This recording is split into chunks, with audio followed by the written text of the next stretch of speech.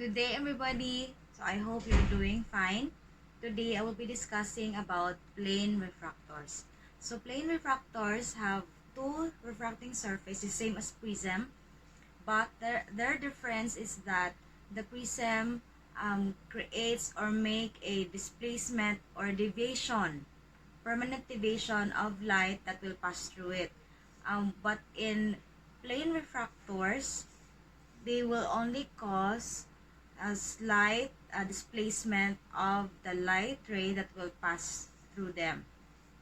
Three factors affecting the displacement are the angle of incidence, thickness of the plane refractor, and the index of refraction, where it is coming from and where it will be going into.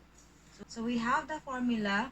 The formula is D equals thickness times sine, and then you have to deduct the angle of incidence and the angle of refraction over cosine of the angle of refraction. So to formulate for the displacement, we need to get the refraction first. So we have a problem in our PowerPoint, the PowerPoint that I sent to you. The sample problem there is a ray is incident on a plastic plate 4 cm thick with index of 1.55 at an angle of 60 degrees. What is the parallel displacement of the ray if the external medium is water? Okay, so we go to the formula of angle of refraction. Sine incidence over sine refraction, N2 over N1. So you can recall that formula in the angle of emergence. So the sine I is 60. Sine R is unknown. The N2 here is the index of refraction of the plane refractor, which is 1.55. So that is where the light will be passing through. So that's 1.55. And the N1 here is 1.33.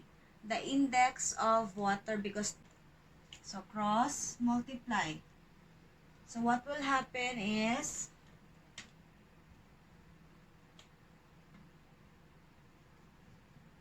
sine R, okay,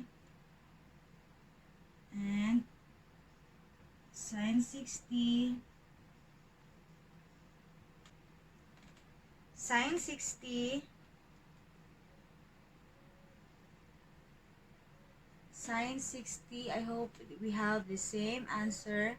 You can just go directly, sine 60 times 1.33. So the answer is 1.151813787. Okay. And then we will distribute this 1.55 to cancel it here, to move it in the other side.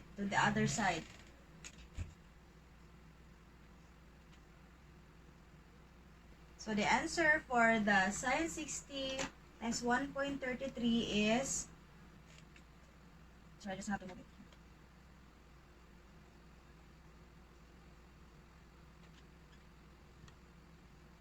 So please compute with me so that we can both learn. So 1.51813787 divided by 1.55 equals 0.7431. And then you do the inverse sign. To do the inverse sign is shift and then sign equals. So the answer is 47.99. But we have to round it off now.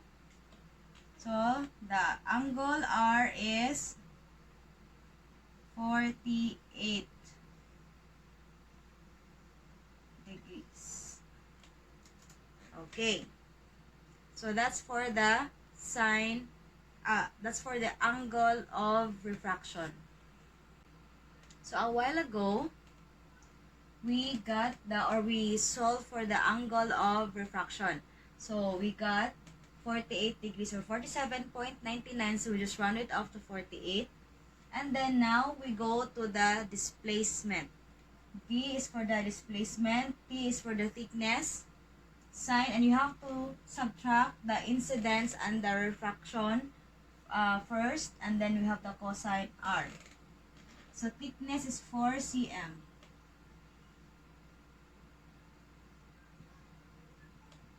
Sine 60 minus 48 cosine 48.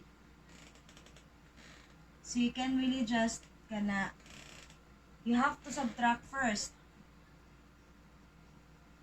4 cm sine. So 60 minus 48. That's 12. Cosine 48. So you can go directly 4 times sine 12. That's, you can go immediately to 4 times sine 12 equals 0.8316467633. So again, don't round off in the middle of the computation. Times, sorry, what I did is 4 times sine 12. And then divided by cosine 48. So you have to divide it with cosine 48 equals 1.242. So the displacement is 1.242 or 1.24 cm. So that was fast and easy. So I hope you got it. So to get the displacement, first you have to compute for the angle of refraction. To get the angle of refraction, you just have to do the sine I over sine R equals to N2 over N1. You need to know the index of refraction of the plane refractor and the index of refraction to where the light is coming from. After that, you go to the formula of displacement. So don't round off in the middle of the computation. You round off at the final answers.